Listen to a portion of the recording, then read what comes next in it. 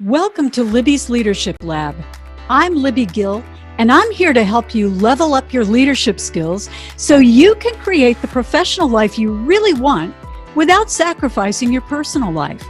I've been guiding women executives and entrepreneurs for more than 30 years. First, as a C-suite corporate exec, heading communications at 3 major Hollywood studios, and now as a business owner and leadership coach. So let's get started. It's time to invent your future.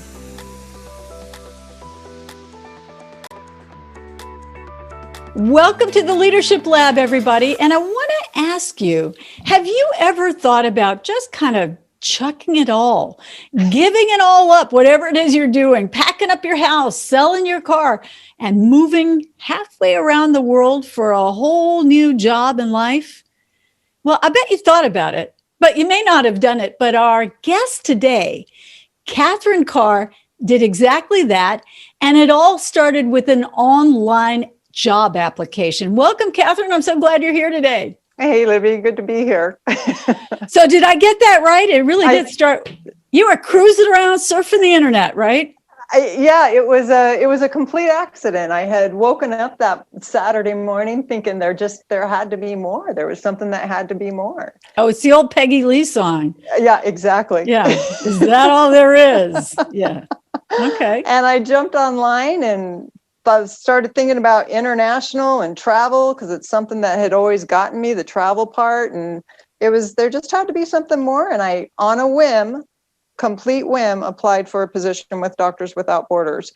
And I applied because I knew they weren't going to hire me. Right. There was no way they were going to hire me. No chance. Yeah.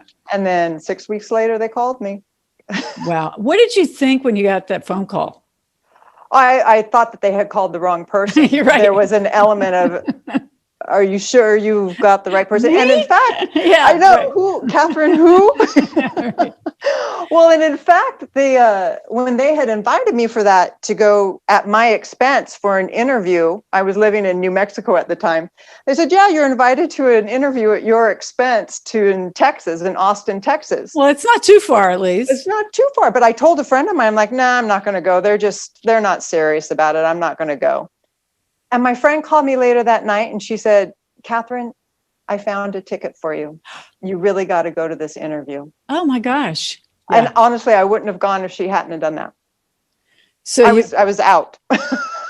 And before that, you were working in HR, right? Mm-hmm. That's right. Okay. That's right. And it was a good career, wasn't it? Oh my gosh, my life was great. I had 3 dogs. I had a house, I had a car, and I was working with a nonprofit organization in New Mexico that I loved. I mean, I was never going to leave it. I had just told my boss a couple of months before, I'm never leaving. I'm never leaving. That's, it's like they say in the corporate world, when you hang the last picture on your wall, that's when it's all over. As soon as that last picture is up, you're out of there. Something's going to happen. Never say never. So what happened on the interview? So it was a long process. The interview was a long process. Went out for the interview. We had a meeting. She said, we'll contact you. I came home. I thought, well, that's that. They finally met me. They're not going to hire me. And then they called again and said, can you come to New York for a 1-week orientation or a 3-day orientation, something like that. And I said, yeah, I'll go to New York. And did they pay for that one? They paid for the New York one. Yeah, good question. Good. And then the New York one went well. I'm sorry? Then you knew they were serious. They were kind of serious, but I knew they were serious when they called me and said, would you come to Paris for 2 weeks? Wow. And I said, let me think for a second. Yes, of course. Right, exactly. Happy, no brainer. Yeah. And that's when it got serious. That's headquarters, of course, right? Paris yeah. Okay. That's headquarters. So were you hired at that point, or that was another round of interviewing? That was another round. It was just like the bar kept rising and rising and rising. And every time you just kind of leap over it and you go, well, that wasn't so bad. Huh. And then you take another step and you're like, all right, a couple of days in New York, that wasn't so bad. And then you just keep leaping over these bars. And then all of a sudden you get to the end of it and now you're on your way to Kenya. Wow. And that was where you went, right? Yeah. First assignment. You think, well, if none of that was so bad, maybe this will be fun. Let's try this and see. And that's just it just started instilling this sense of there's no need to say no, because you can always say no. Right. So keep going until keep going. I feel like that with jobs and women in particular. Yes. That take themselves out of the running. They take themselves off of the ladder because the numbers, men and women start at about equal levels at the bottom of the work ladder, and the higher they go, the fewer women. Mm-hmm. And I think a lot of them self-select out. And they don't have to. They just assume they're not going to get up there, or it's going to be a hassle, or they're not going to want it. And I'm with you. You can, the world will say no to you, but why say no to yourself? I just heard, I wish I could remember who said it. I was listening to a podcast or something, and the woman said, let somebody else say no for a change. Yeah. Stop saying no to yourself. And it's just, that's right. Totally agree. I've coached women who have said, "Oh no, I'm happy in the number 2 spot." It's like, well, why? Oh no, I don't need that big job. I said, did no one ever tell you there's a lot, not only more money and more perks, but you got a lot more freedom up there. Right. Yes, you've got responsibility and you work hard, but you're already working hard anyway. That's right. So why not go for it? Yeah. Okay, so what happened when you got there? What changed in you? What did you feel like? Did you have a moment of, oh my gosh, I actually did this and here I am? Honestly, I think my colleagues got really tired of me stopping every moment and saying, wait, you guys, we're in Africa. Yeah, right. Just that constant realization. And you go out and you realize I'm in a place I never in my life expected to be. Yeah. So the whole thing was a constant pinching myself. And then on top of it, you're encountering, and you arrive, right? You arrive thinking, okay, I'm here. They hired me. I'm going to save the world. And you realize about a month into it, oh, no, they're saving you. Oh. They're the ones who are teaching you.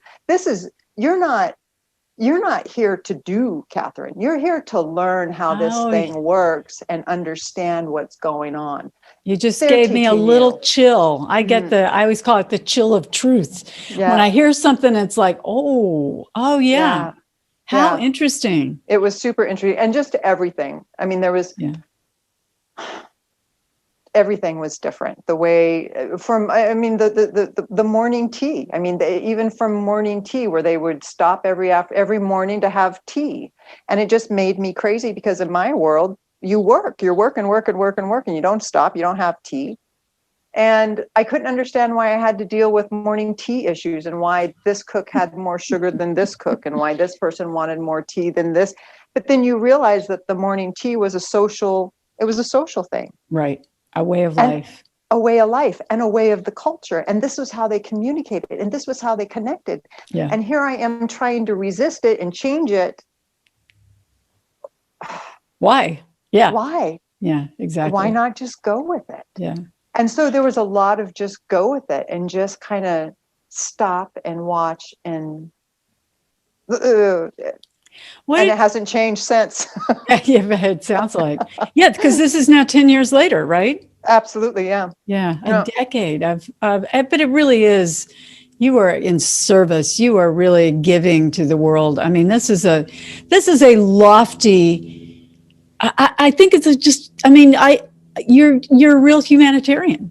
You made a choice to put yourself in harm's way, the same way military service, the same way aid service. Well, you are a medical service. You made a tough choice. It's always a hard thing to hear with that. I appreciate that. And it's so hard to think of that, those words, because for me, there's so much, I've gotten so much out of it. Yeah.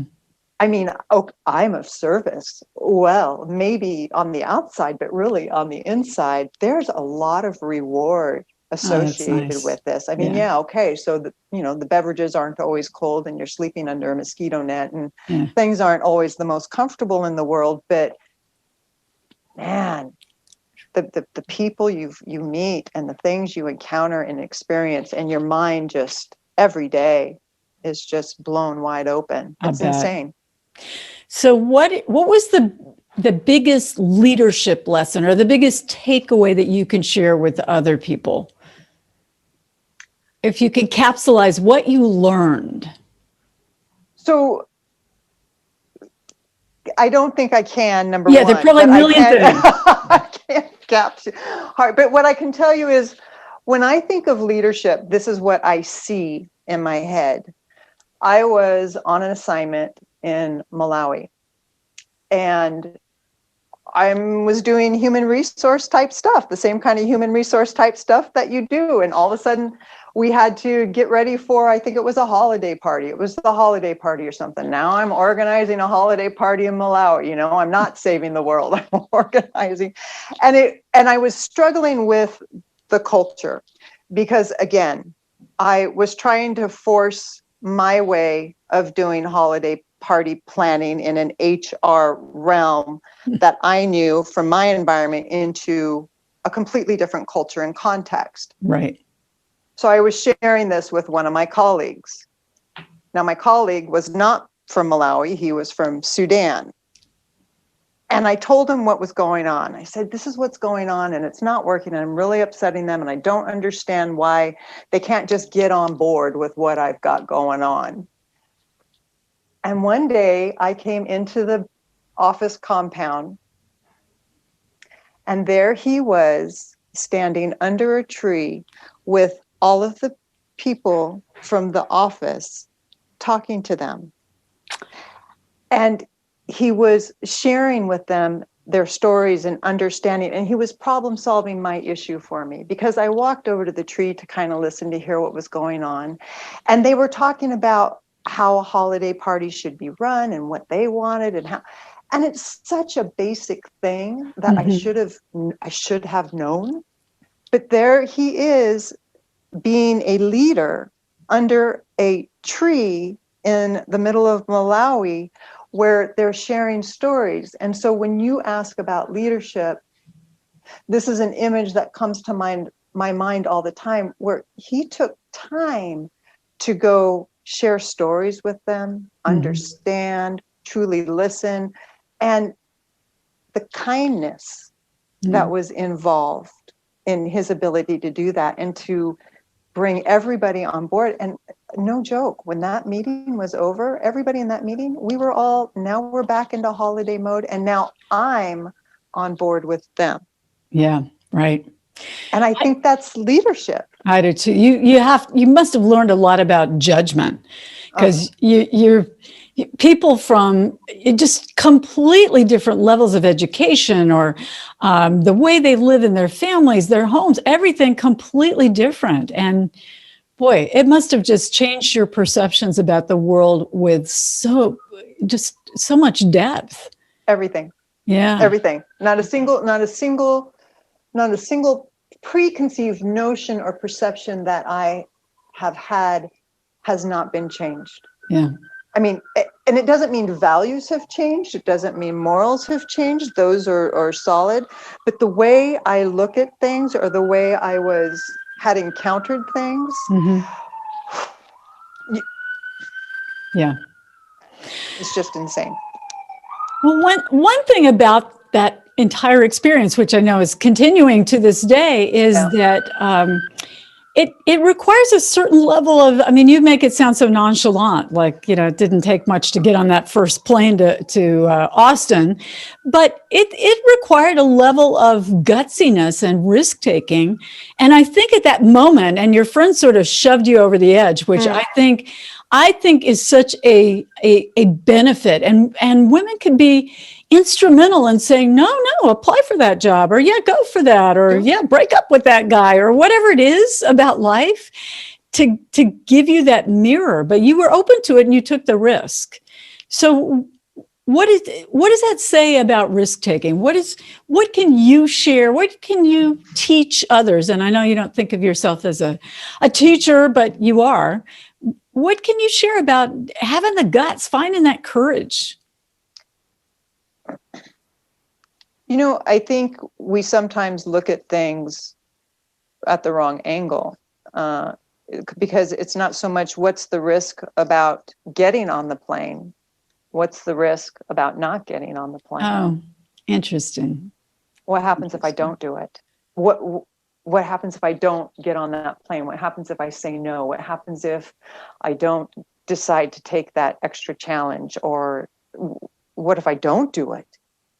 Then what happens? And I think you know the answer. You keep doing what you did yesterday. So, right. You keep doing what you did yesterday, and Yeah. you keep shutting yourself down. Yeah. There's that element of shutting yourself down again. And it's not easy. I still struggle with it. There's still times where I think I have to catch myself and think, well, why did I just say no to that? That's silly. That's so silly. You need to say yes to that. Yeah. And go back. No, I do want to do that. Will you still have me? Yeah, I didn't make nearly as radical a change, but thinking, okay, I've done this corporate thing long enough. Right. And I didn't feel the joy in it anymore. And it didn't feed my soul. And I didn't go into television expecting it to be, it was certainly not a humanitarian effort, although I don't have anything against entertainment. But finally, when I thought I've reached a level where I need to do something that changes, I didn't expect to change many lives, but somebody's life, including my own. Right. And I thought, okay, I'm going to do it. I was in my mid-40s and left the corporate world, started my own business, published my first book, left my husband, bought a new house, all in the same year. And that was pretty hardy for me. I mean, that was kind of risk-taking. But we both came out the other side. And it really was that question. Yeah. And there, I was in my 40s when I joined MSF. Yeah. And to the point of humanitarian, well, I mean, I think it's just a question of how you define it. Yeah. Humanitarian is basically helping others, Helping right? others, or how do you define it? Because I think, and this is the point, there's no difference. It might look different, the work that you do or I do, but fundamentally, it's helping. Fundamentally, it's contributing. And at some level, we all have a role as a humanitarian, and we all play a role as a humanitarian. Yeah, that's a good reminder. Yeah. So, Catherine, in the spirit of my leadership lab, I would love for you to assign or give us an experiment to try out in the real world. Is there something from your frame of reference that you think would be a good experiment for our listeners to take out on a road test? Two things. I would say two things. The first one is get uncomfortable. And it doesn't mean you don't have to be hugely uncomfortable, but take a little something, get a little bit uncomfortable, try a different restaurant, take a different route home, do something different at night rather than whatever it is you normally do something. And it's just getting used to that feeling of what is uncomfortable and getting used to knowing that uncomfortable is not bad. Mm-hmm. And then, so when the big decisions come or the big opportunities to get uncomfortable come, now it's a habit. Now you're used to it. It's not a big deal. Yeah. The second thing that I think is super important for all of us is we're all living and working in the big, huge swirl. And in that swirl, there are so many magical moments that just kind of run by us that we overlook, where it's the rain's falling, or all of a sudden there's a kid playing, or two dogs playing in the street when you're walking down, and just taking a break and stepping out of the swirls to see the magic that's also swirling around us, and really pay attention to those little moments of joy, because I think that's what matters. That's what matters. Yeah. And I think that's particularly a good reminder now, as people have gone through such a difficult year and sometimes lose sight that there's something out there that's simple, that makes you happy, and you can just go right past it if you're not paying attention. But it's a really, really important thing to recognize. I appreciate that. So take time for a little magic. Find the joy, see it out there in your daily life. I mean, if you look for it, you'll find it. That's right. It's there. Yeah. I promise. Yeah.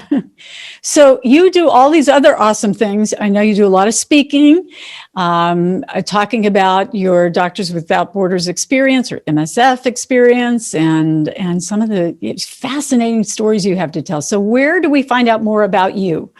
Best place is the website. So catherinecarr.global instead of .com. So catherinecarr.global. Catherine with a C and Yes. and Carr with a C, catherinecarr.global, as you are, in fact, a woman of the world. And thank you so much for sharing all this rich history and experience. It's been really, really a treat to talk to you. I can't wait to see what you do next. Oh, thank you very much, Libby. Looking forward to seeing you out there.